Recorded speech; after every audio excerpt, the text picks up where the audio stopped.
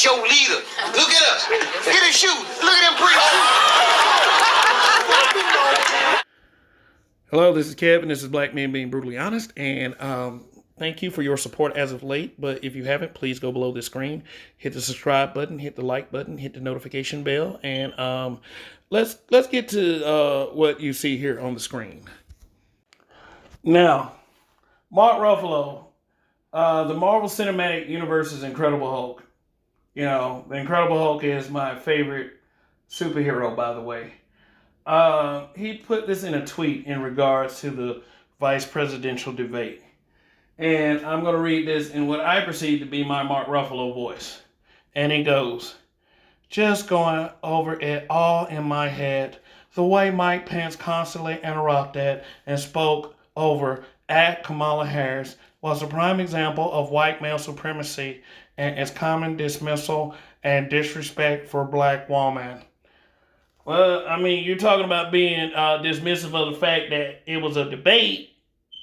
It's like debates are where people get passionate and they start to interrupt each other. And then, you know, both of them, especially from what I saw in that debate, were pretty much talking over the moderator. So, I mean, it's like, you gotta stop this whole, like, men bad, you know, every time a woman is challenged verbally by a man.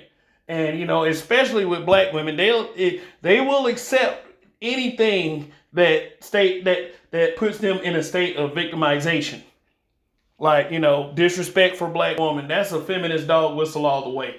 And black women have yet to realize and understand that Eurofeminism is using them.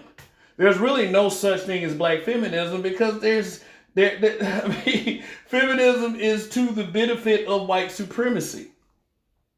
I mean, saying that it was a prime example of white male supremacy, you left the female element of it out because guess what? White female supremacy is what? Feminism.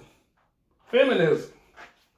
Shoot, I mean, it's like I just don't want my sisters to be fooled by stuff like this. This is very foolish. And then he calls Kamala Harris a black woman. Look, her political record does not say black person to me. It doesn't. It doesn't say black person to a lot of people. But since she's the vice presidential running mate, all of a sudden a large majority of my community is calling her a black woman.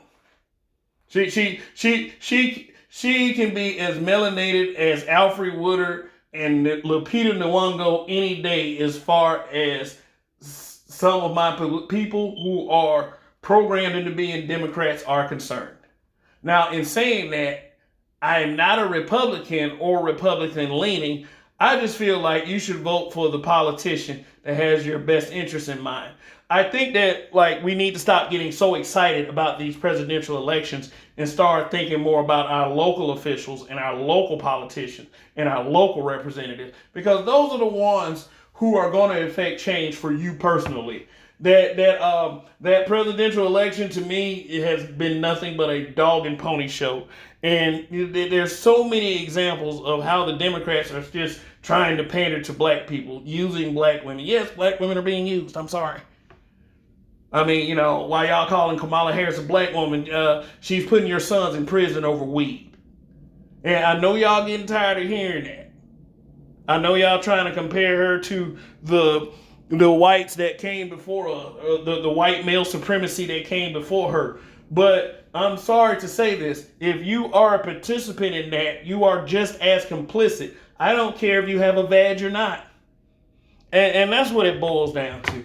Always getting women to look at their sex part than their race. And that's why we stay behind. And that's how we stay behind. So don't be fooled by this feminist crap.